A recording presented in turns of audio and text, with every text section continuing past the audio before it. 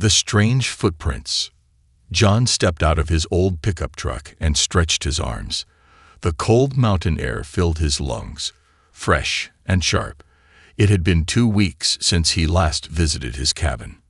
He loved the quiet of the mountains, away from the noise of the city. The sun was already setting behind the trees, casting long shadows across the snow-covered ground. The cabin stood just ahead, surrounded by tall pines. Smoke was not rising from the chimney. Everything looked the same as he had left it. But something felt different. John frowned. He was always careful when locking his cabin. Yet as he stepped closer, he noticed something strange. The door was closed, but the snow in front of it was disturbed. Footprints. His heart skipped a beat. The footprints were small, too small for a man. They led from the trees to the cabin, but there were no tracks leading back. Whoever had come here was still inside. John tightened his grip on his bag. He wasn't afraid of animals, or even the occasional lost hiker, but something about these footprints made his skin crawl. They weren't normal. They were too delicate, almost unnatural. Taking a deep breath, he reached for the doorknob. Locked. That was strange. If someone had broken in, the door should have been open or damaged. He pulled out his keys and unlocked it. The door creaked as he pushed it open. Inside, the cabin was dark and silent. The fireplace was out, but as John stepped in, he noticed something odd. The ashes in the fireplace were warm. Someone had been here, and not long ago. His eyes swept the room. The wooden table was as he left it, the chair slightly pulled out. His books and lantern were in their place. But then his gaze fell on something near the kitchen counter. A half-eaten apple. John's breath caught. He hadn't left any fruit here. Whoever was in his cabin had eaten recently. He stepped forward cautiously, his boots barely making a sound against the wooden floor. His instincts screamed at him. He was not alone. His hand reached for the flashlight in his bag. He clicked it on and pointed it towards the small hallway leading to the bedroom.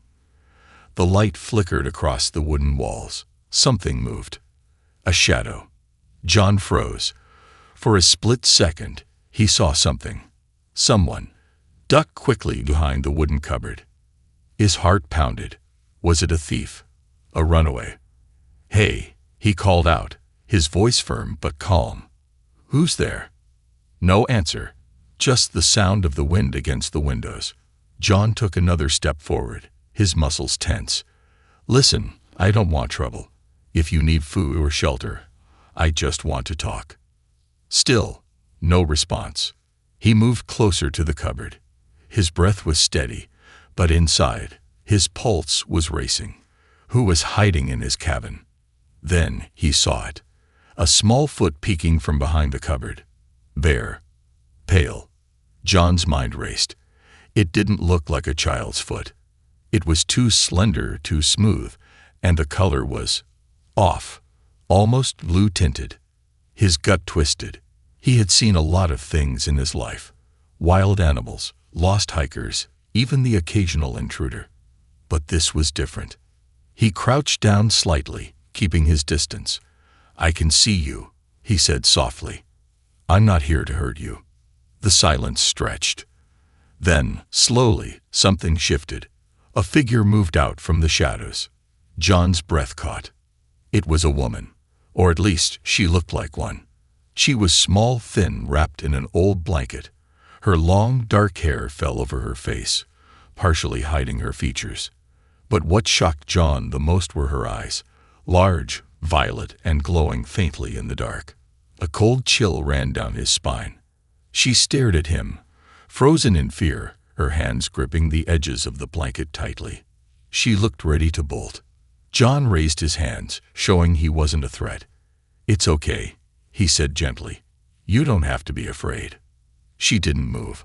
Her eyes flicked to the door, then back to him, calculating.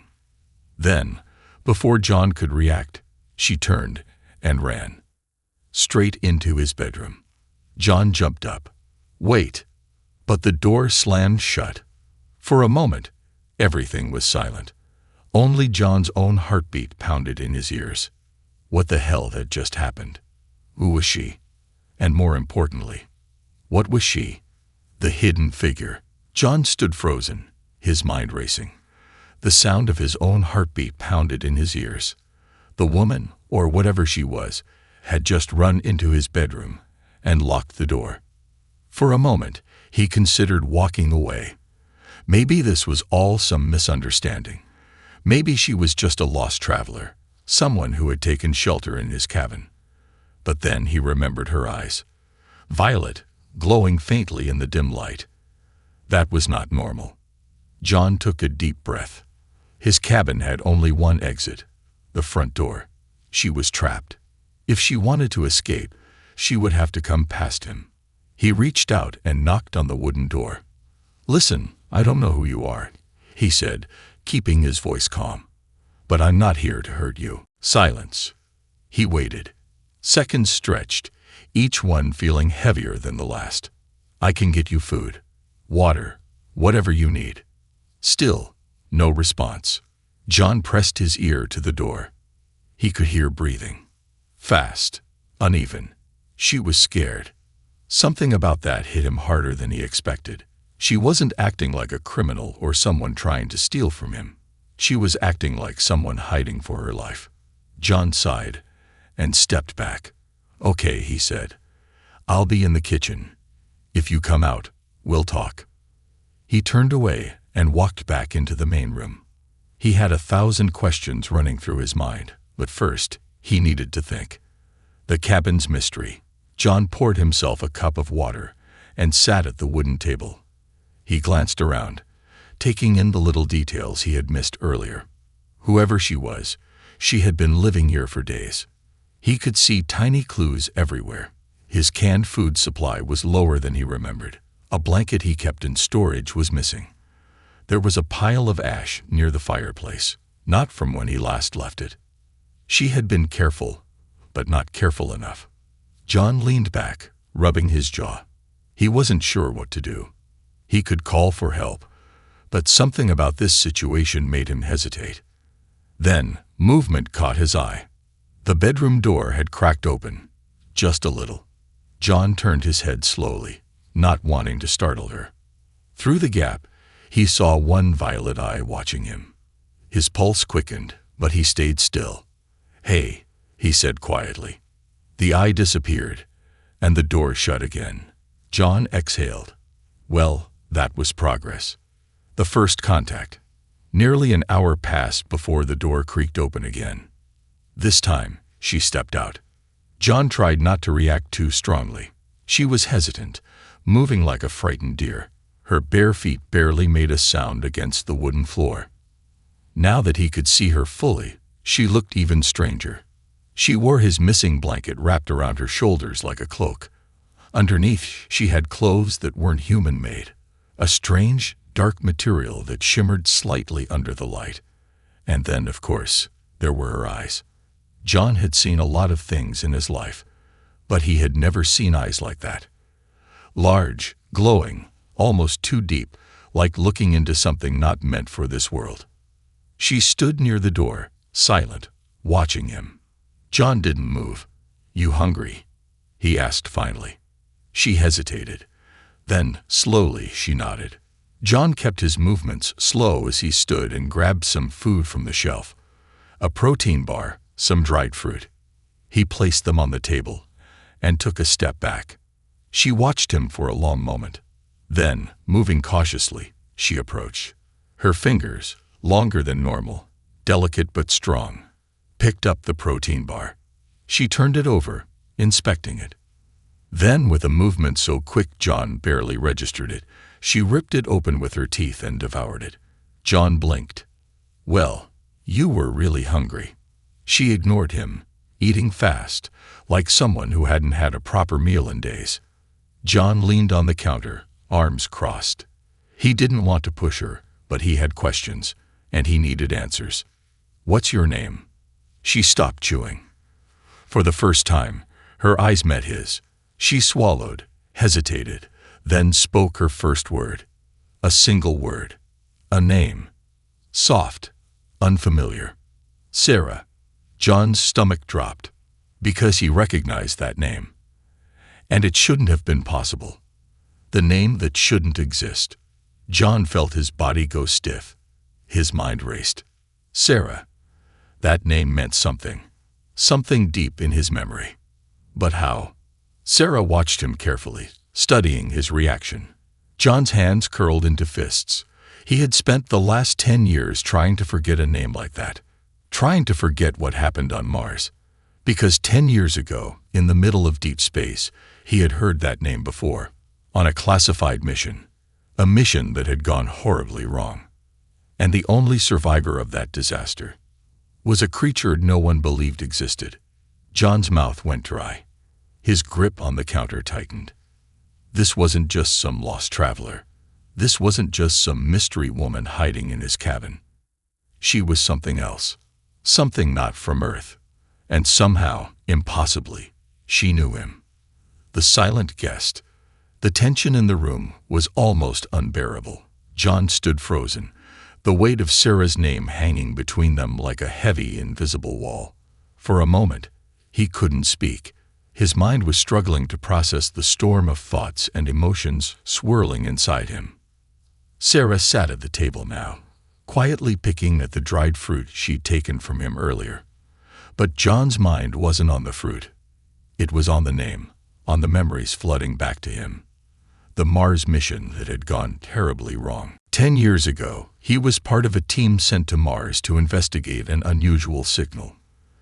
The mission had seemed routine at first, but after they landed, they discovered that the signal wasn't a natural occurrence. It was from someone or something that had been waiting there. The team was supposed to stay in communication with Earth, but the moment they set foot on the Martian surface, everything went wrong. The signal wasn't just a distress call. It was a trap, and they had walked straight into it. He remembered the panic, the screams of his colleagues, and the blinding light that had come out of nowhere. When the dust settled, the crew was gone. All of them. Except for Sarah. She had been there, in the middle of the chaos, appearing from the shadows like she had always belonged there. But the way she moved, the way she didn't speak, just watched him with those strange, violet eyes, told him she wasn't human. John shook his head, trying to snap out of the memories. Sarah was still sitting in front of him, her delicate hands now resting on the table, her long fingers tracing small circles on the wood. She looked so fragile, almost like a ghost. But there was a quiet strength in her presence, something that told him she had survived far worse than anything he could imagine. She didn't seem scared anymore. John cleared his throat, trying to gather his thoughts. You were on the Mars mission. But how are you here? Why didn't anyone? Sarah finally looked up at him, her violet eyes intense but still distant. Her lips parted as if she was about to speak, but no words came out. John frowned. "Are you all right?" he asked, his voice softer now. She nodded slowly, but there was a hesitation in her movements, a sadness that was hard to ignore. She seemed like she wanted to explain, but she couldn't find the words. John could feel the walls closing in. The air in the room felt thick, as if something important was about to be revealed, but Sarah was holding back. "I'm not going to hurt you," he said gently, taking a step closer. "You know that, right? You can trust me." For a long time, Sarah didn't respond. She just sat there, her eyes flicking to the door occasionally, as if she was waiting for something. Then, without warning, she stood up abruptly. John stepped back, alarmed. "What are you?" But she didn't look at him. She walked towards the window, her movements swift and purposeful, as though she was looking for something outside. John watched her, confusion building inside him. Was she running? Was she afraid? She turned to face him again, her eyes wide, her voice finally breaking the silence. "They are coming for me," she said, her voice almost a whisper. John's stomach dropped. Who's coming for you?" Sarah shook her head slowly, her eyes wide with fear. "The ones who made me. They are coming. They want me back." John felt a chill spread through him. He knew what she meant. She wasn't human. She had to be some kind of experiment, something created, not born. But who would do something like that? Why? He took a step closer, his heart racing. Sarah, listen to me. We can figure this out together. You're safe here. No one is going to. No, you don't understand. She cut him off, her voice rising. They will find me. They always find me. Her words struck him like a blow. John's mind spun with the weight of it. Who were they? The ones who had created Sarah, who had made her into whatever she was. And why would they be looking for her now, after all these years? Who are they? John asked again, his voice more forceful this time. Tell me, Sarah. She hesitated, her eyes flicking down, as though trying to decide if she could trust him with the truth. After a long silence, she spoke. They are the syndicate, she whispered. The ones who experimented on me. They're not from this world. John's heart skipped a beat. He had heard whispers about the syndicate, a shadowy organization rumored to be behind some of the most dangerous and unethical experiments on Earth. But he never imagined they would be involved with something otherworldly. What do they want with you? John asked, his voice barely above a whisper. Sarah's eyes met his once again, filled with fear and something else. Regret. I was their weapon, she said quietly. They made me, and now they want me back. John felt the weight of her words settle in his chest. He didn't know who these people were, but he could see the fear in Sarah's eyes. They had done something terrible to her, and now they were coming for her again. But the question was, why now? What had changed? Before he could speak, a sudden noise from outside broke the silence, a low hum, almost like a distant engine. Sarah's eyes widened. She turned toward the window once again, her body rigid with tension. They're here. Her voice was trembling now. They're here. John's mind raced. He had to act. A forgotten connection. The hum outside grew louder, echoing in the cabin like a distant, ominous warning. John's heart raced. He turned to look at Sarah, who was standing rigid by the window, her eyes wide with a mixture of fear and anticipation. Her shoulders were tense, as if she were preparing for something terrible to unfold. They found us, she said quietly, her voice trembling. She stepped back from the window and turned to face John, her face pale. We don't have much time. John's mind was spinning. The syndicate, a shadow organization with connections to forces beyond this world. And now, they were closing in on the cabin. He couldn't let Sarah face whatever they had planned for her alone. He took a deep breath. Okay, he said, trying to keep his voice steady. What do we do now? How can I help you? Sarah looked at him, and for a brief moment, the fear in her eyes softened. She opened her mouth to speak but stopped herself. Instead, she took a slow, shaky breath. Her gaze drifted toward the door, the cabin's only exit. She stepped forward, her movements deliberate and calm. They're going to come through the front door, she said, her voice barely above a whisper. They always do. John felt the blood drain from his face. He couldn't let that happen. He couldn't let them get to her. Not after everything she had already been through. He quickly moved toward the back of the cabin, where he had kept some of his survival gear, a few flashlights, a couple of emergency kits, and some basic tools. He grabbed a flashlight and checked the window for any signs of movement. Outside, the forest was still, the snow falling in soft, steady flakes. But John knew better than to trust appearances. The syndicate's agents were trained to move in silence, and they could be anywhere. He needed to act fast. Sarah's voice broke through his thoughts. John, she said, her tone steady but strained. You don't understand. They're not just coming for me. John turned to face her. What do you mean?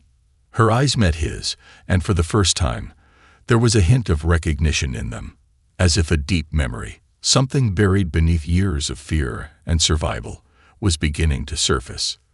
I remember you, she said, her voice low and unsure. I remember your face from that mission. You were there, in the dark with me. John's breath caught. He took a step toward her, his voice almost a whisper. "What are you saying? You remember me from Mars?" Sarah nodded slowly. "Yes." She hesitated. "But it's not just that. I remember everything." Her hands trembled as she reached for him. "They erased my memory, John. They made me forget. They erased you too." John's chest tightened. Memory loss. Erased. He felt like the ground beneath him was shifting. The pieces of the puzzle, which had once seemed so distant and fragmented, were starting to fit together. But the picture they formed was not one he was ready for. "You're saying we knew each other before?" he asked, his voice barely above a whisper. Sarah nodded, a flicker of recognition flashing across her face. "Yes, we were part of the same team. We were supposed to be the first humans to explore Mars, but everything went wrong. The Syndicate, they were waiting for us." She looked away, her eyes full of shame. "They used me. They made me into something I wasn't." John could feel the weight of her words, the heaviness of the secret she was holding back. But he needed more. "What happened to her? What did they do? You said they erased you. What does that mean, exactly?" John asked, his voice steady despite the storm of emotions inside him. Sarah closed her eyes, and for a moment the room felt colder. "They experimented on me," she said softly. "Not just on me, on all of us. But they treated me differently. They altered my mind, my body. I'm not human, John." John's heart skipped a beat. He had suspected it, but hearing her say the words made it real. She wasn't like other people. She wasn't just a survivor of a failed mission. "You're telling me you're not human?" he repeated, his voice strained. Sarah looked at him, her eyes full of sadness. "No, John. I'm something else. They took my memories and replaced them with lies. I was created for a purpose, to be their weapon." She paused, as if weighing her words carefully. "And now, they want me back. They want to control me again." The pieces of the puzzle clicked into place. John remembered the rumors about the Syndicate, the ones about experiments involving alien technology and human subjects. But he had always thought those rumors were just that, rumors, until now. Sarah was not just a victim. She was the result of something much darker. "They want to use you as a weapon." John's voice was sharp now. Sarah nodded. "Yes, they think I'm special. But I'm not. I'm just a tool to them." She clenched her fists in frustration, her voice rising. "But they won't get me again. I won't let them." John could see the fire in her eyes, the determination to fight back. Despite everything she had been through, despite the years of fear and pain, Sarah wasn't ready to give up. The hum from outside grew louder. "They're here," Sarah whispered, her voice steady now. She took a deep breath. "We have to go. If we stay here, they'll find us. We don't have much time." John nodded, his mind working furiously. They had to act fast. There was no time to waste. He grabbed his backpack, quickly stuffing a few essentials into it. He turned to Sarah, his eyes locking onto hers. "We're leaving. Now." Sarah nodded. She didn't speak, but there was a quiet understanding between them. They moved quickly, checking every corner of the cabin one last time. The sound of engines outside grew louder, and John knew they didn't have long before the Syndicate agents arrived. "Stay close," he said to Sarah as they moved toward the back door. He pulled it open, revealing the thick forest outside. The cold air hit his face, and he shivered, but there was no time to feel the cold. They had to run. The shocking truth. The cold air outside hit them like a wall as John and Sarah stepped into the snow-covered forest, their boots crunching against the frozen ground. John kept his pace quick, his eyes scanning their surroundings. Every sound, every movement in the trees seemed amplified, as if the world itself was holding its breath. The Syndicate was getting closer, and they needed to get far away from the cabin before the agents could pinpoint their location. Sarah was right beside him, moving with an almost unnatural grace, her eyes constantly darting around, alert and calculating. Despite the cold and the urgency, there was something otherworldly about the way she moved, like she belonged to the night itself. Her presence, once terrifying and alien to John, now felt almost familiar. The forest was thick, with tall pines towering above them, blocking out most of the sky. John led the way, trusting his instincts to guide him deeper into the woods, away from the cabin and any potential danger. But in his mind, one question kept repeating. Who were the syndicate, and why had they created Sarah? They walked in silence for a while, the snow crunching beneath their feet, the world around them eerily quiet. John couldn't shake the feeling that they were being watched. His heart raced as he glanced over his shoulder, half expecting to see dark figures emerging from the trees, but nothing was there, just the endless stretch of white snow and the shadows of the forest. They're following us. Sarah's voice broke the silence, low and urgent. John's breath caught in his throat. How do you know? I can feel them, she said, her voice steady despite the tension. They have tracking devices. They'll find us unless we move faster. John cursed under his breath. They were running out of time. They had to get to the old trail, an old path that led to the nearby mountains where he knew there was a hidden cave system, a place where they could hide for a while. It was a long shot, but it was the only option they had.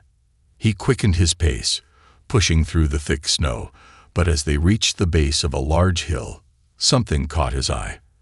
A shadow moved just ahead, blending with the trees.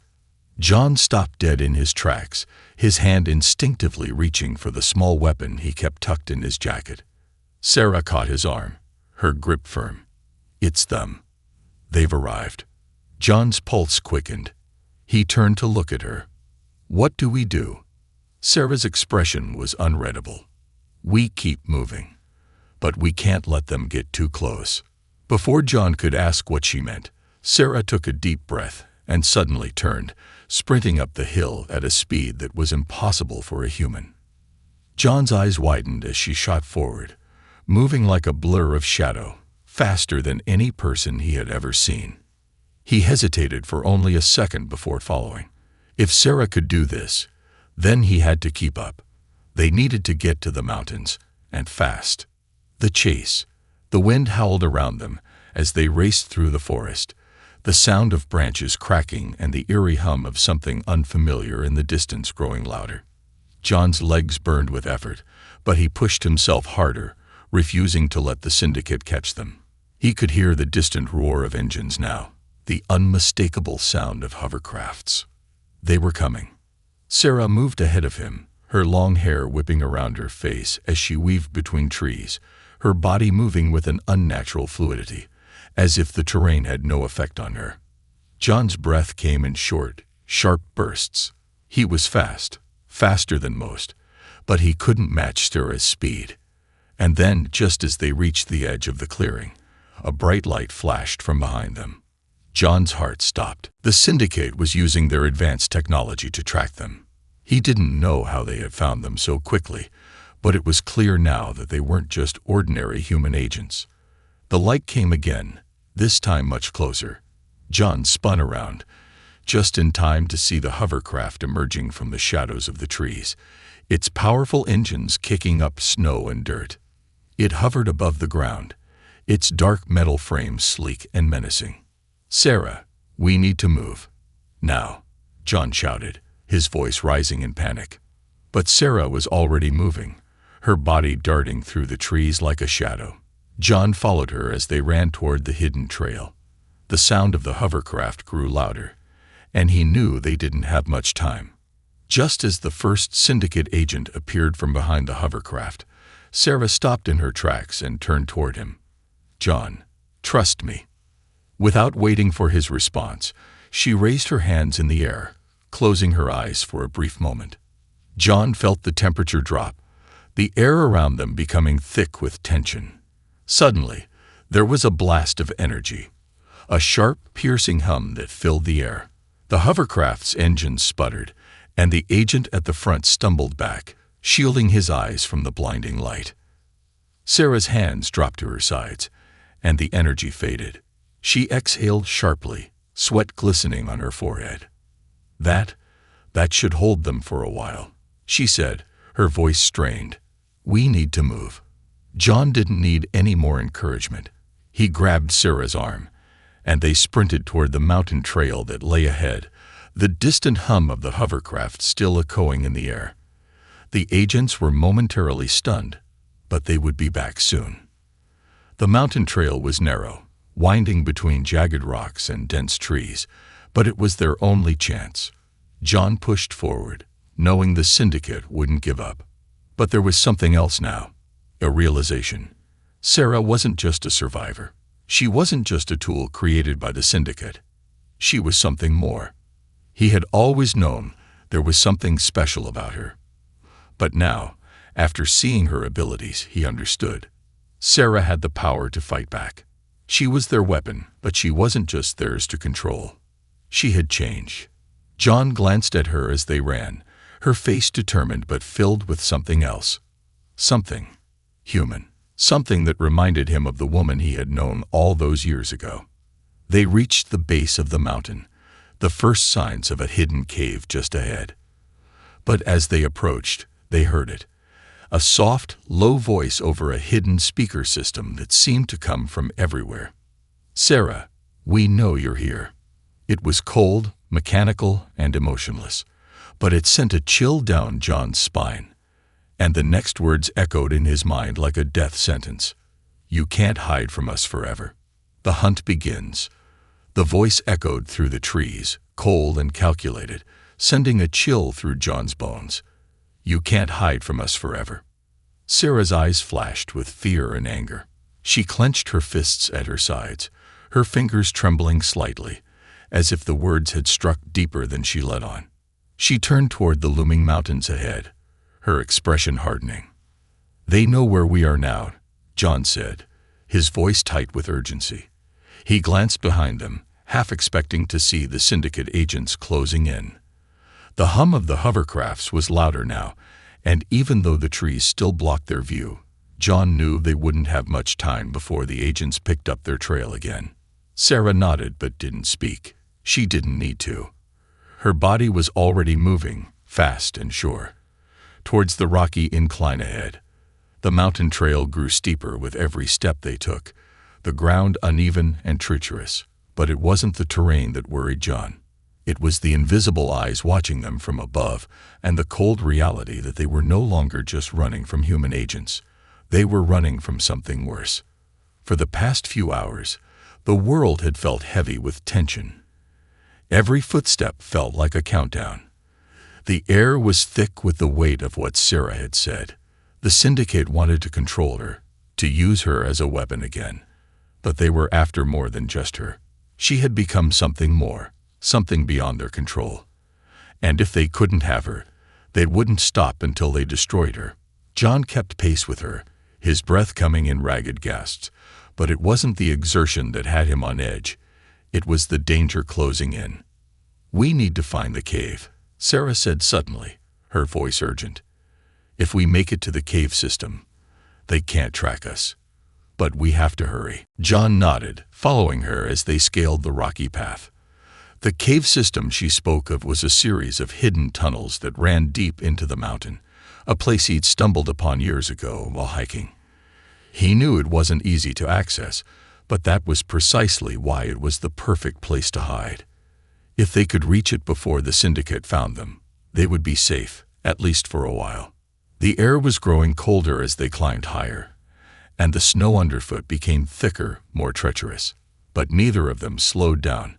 Every now and then, John glanced up, scanning the sky for any sign of the hovercrafts. But he didn't need to see them to know they were close. The distant hum of the engines was a constant reminder that they were being hunted. Suddenly, there was a sharp crack from behind them, followed by the unmistakable sound of footsteps crunching in the snow. John spun around, his heart racing.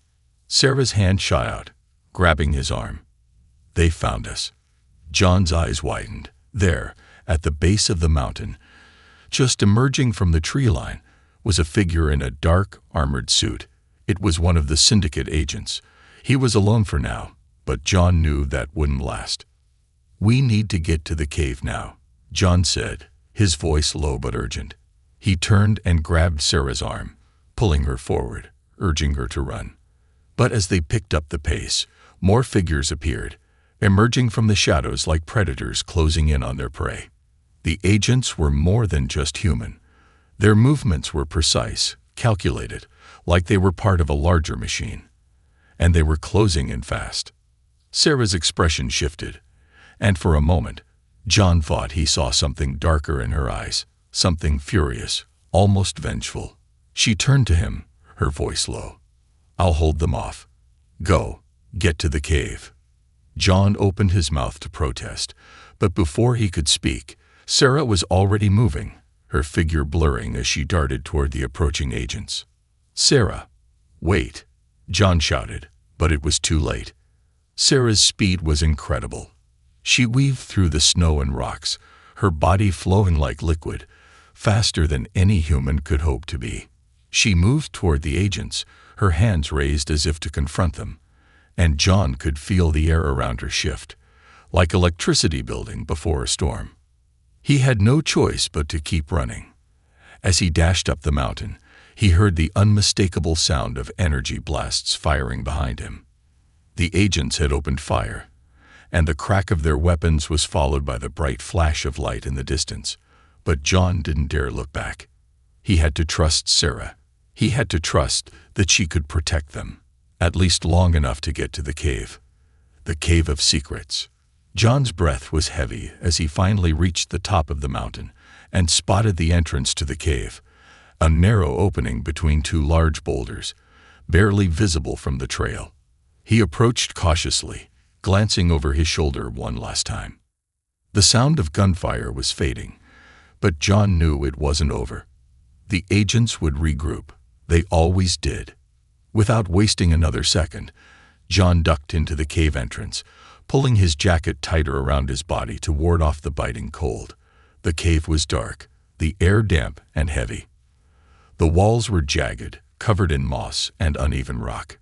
It smelled like earth, like secrets buried long ago.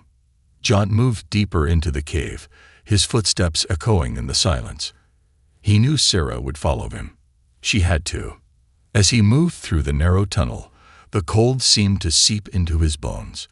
He reached out, his hands brushing against the smooth stone walls, guiding himself through the dark. He could barely see ahead, but he knew this system well enough. After what felt like an eternity of winding tunnels, the cave opened up into a larger chamber. The air was cooler here, but not as freezing as outside. John breathed a sigh of relief, even though he knew they were far from safe. Sarah still hadn't appeared. "Sarah," John called, his voice echoing in the vast, empty space. For a moment, there was no response. Panic started to bubble up in his chest, but then, just as he was about to turn back, he heard the faintest sound, the soft, rhythmic crunch of boots against rock. Sarah emerged from the darkness, her face pale but determined. Her eyes locked onto John's. "They won't follow us here," she said, her voice steady despite the exhaustion in her movements. "But we don't have long. They'll be back." John nodded. They couldn't stay here forever. But for now, they were safe. Sarah collapsed onto a flat rock, her breath ragged. She closed her eyes, but John could see the strain on her face, the toll of the chase, the weight of what she was carrying. "You're not alone anymore," John said softly, sitting down beside her. "We'll figure this out, together." But even as he spoke those words, John knew the truth. The syndicate wasn't just after Sarah anymore. They were after both of them. And there was no escaping what was coming. The escape or the end. The cave was quiet. Too quiet. The only sounds were the soft dripping of water from the stalactites above, and the occasional echo of shifting rocks as the earth settled around them. John sat against the cold stone wall, his thoughts racing. He had no idea how long they could stay in the cave without being found. The syndicate was relentless, And now, with Sarah's powers becoming more apparent, they had to be even more careful. Sarah sat across from him, her eyes closed in concentration, as if she were trying to tune out everything around her.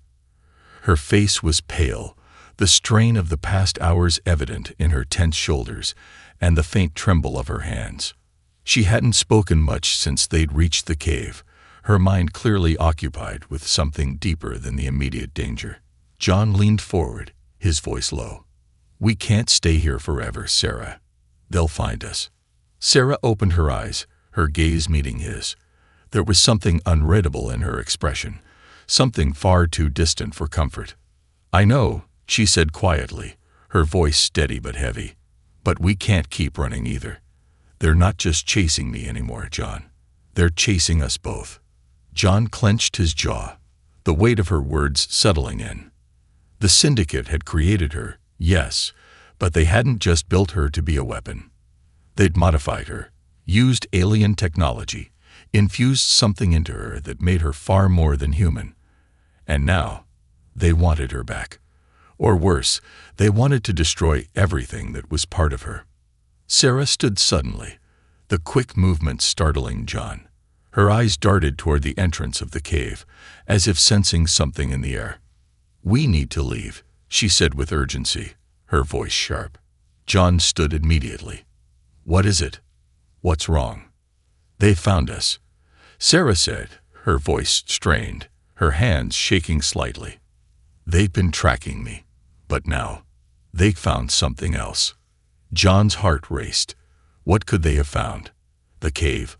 Or was it something else entirely? He moved toward her, reaching out to grab her arm. "Sarah, what do you mean? What else?" Sarah didn't answer immediately. Instead, she reached down into her coat, pulling out the small broken communicator she'd found back at the cabin. She had kept it with her since that first day. And now, as she held it in her hands, John realized how important it had become. "They'd been using this," Sarah said quietly, her eyes scanning the small device. "The syndicate uses it to track me, but it's not just me they're after anymore." John's brow furrowed. "What do you mean? Who else are they tracking?" She looked up at him, her expression grave.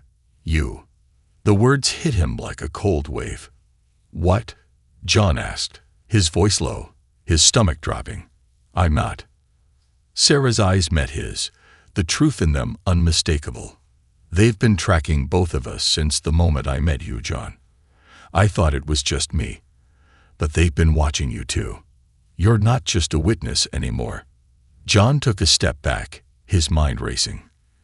It didn't make sense. How could they know about him? He hadn't been involved in the mission when it started. He had only been there to help when things went wrong. But the syndicate had somehow managed to trace him, connected him to Sarah in a way he couldn't understand. "The communicator, it's a two-way device," Sarah continued.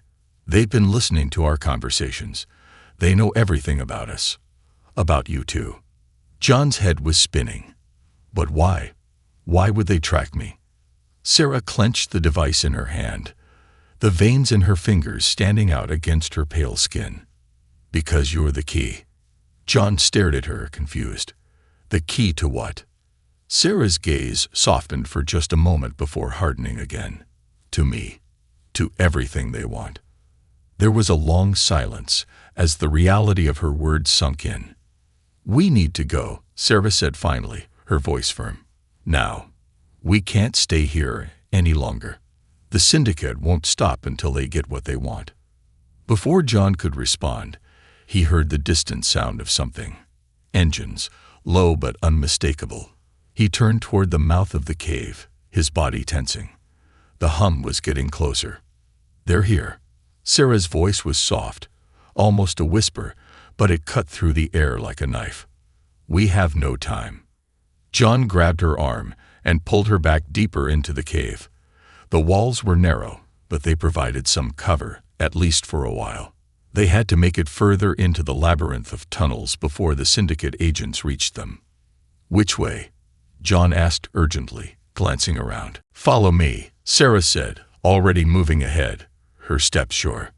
John followed her, their feet crunching against the hard rock as they hurried through the dark. The cave's tunnels twisted and turned, and John had to keep his eyes fixed on Sarah to avoid losing her in the dark. They reached a larger chamber, where the air felt colder, and the shadows deeper. The sound of the engines outside was muffled now, but the stillness only made the tension worse. John's heart pounded as he tried to listen for any signs of the syndicate. They had to be closing in. "We need to make a decision," Sarah said abruptly, turning to face him. "We can't keep running. Not like this. We have to fight back." John's eyes widened. "Fight back? Against them?" Sarah nodded, her eyes steely with resolve. "Yes, we can't just let them control us anymore, John. We can't keep hiding." He took a step back. "But how? We don't even know what we're up against." Sarah's gaze softened for just a moment. "I know you're scared, but you have something they don't expect. You have humanity, and that's something they can't understand." John stared at her, his mind a blur. This wasn't just about survival anymore. It wasn't just about escaping. It was about taking back control. "We can't do it alone," John said, his voice steady despite the chaos brewing inside him. "We need help. We need to get to Earth. We can warn them. We can expose the syndicate." Sarah shook her head. "It's too late for that. If we go to Earth, they'll be waiting for us. The syndicate has too much power." John's gaze met hers, his resolve hardening. "Then we take the fight to them." Sarah's eyes met his, and for a moment, the weight of what they were about to do hung between them. But there was no turning back now. "We do it together," she said, her voice unwavering. And with that, they both turned toward the dark, winding tunnels ahead. They were no longer just running from the syndicate. They were about to turn the tables.